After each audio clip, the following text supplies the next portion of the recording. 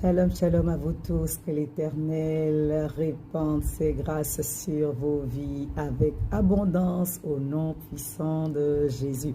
J'ai eu à cœur aujourd'hui de présenter mon ouvrage L'héritage des fils. J'ai commencé ce matin, donc là maintenant je voudrais juste vous donner un petit aperçu de ce qui est à l'intérieur, en tout cas de l'idée principale. Dans l'héritage des fils, le Seigneur nous parle de l'obéissance. En fait, nous sommes censés grandir spirituellement, donc passer de l'étape de l'enfant, de bébé à enfant, de enfant à fils. Donc nous sommes censés passer de l'étape de l'enfance à fils spirituel.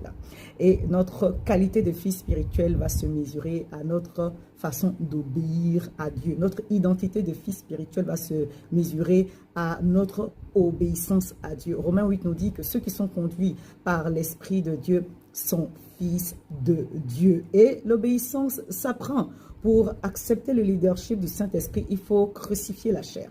Pour accepter le leadership du Saint-Esprit, il faut apprendre à dépendre totalement de Dieu. Il est dit de notre Seigneur Jésus-Christ qu'il a appris l'obéissance par les choses qu'il a souffertes. Malheureusement, on apprend l'obéissance dans la difficulté, ou dans des difficultés, ou dans des tests, dans des challenges, dans des moments difficiles. Ce n'est pas toujours simple, en fait, de grandir spirituellement. Grandir spirituellement, ça fait mal, mais c'est à cela que Dieu nous a appelés. Il mesure notre qualité de fils spirituel au niveau d'obéissance que nous lui présentons.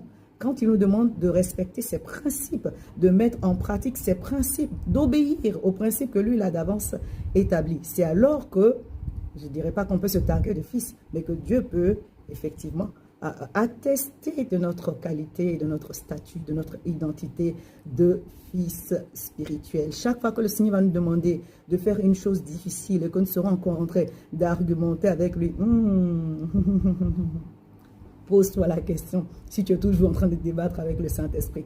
Je dis souvent, ça n'a pas été simple pour Joseph d'épouser Marie, mais il a obéi à Dieu. Même à la croix, la Bible dit que le Seigneur était en agonie. C'est là que, à Gethsémani, la véritable victoire de la croix s'est acquise. Mais il a dit, toutefois, pas ma volonté, mais la tienne. Chaque fois que nous serons en train de confronter avec notre moi, la chair ou l'opposition, Dieu va nous donner un test d'obéissance. Et si nous sommes capables d'obéir à Dieu, de mettre à côté notre volonté pour faire celle de Dieu, alors nous sommes en train de grandir dans notre qualité de fils de Dieu. Les fils de Dieu auront de grands combats, mais également de grandes victoires. Des fois, il y a des situations de la vie qui sont tellement corsées. Je dis cela à moi-même en rien. Je dis, Seigneur,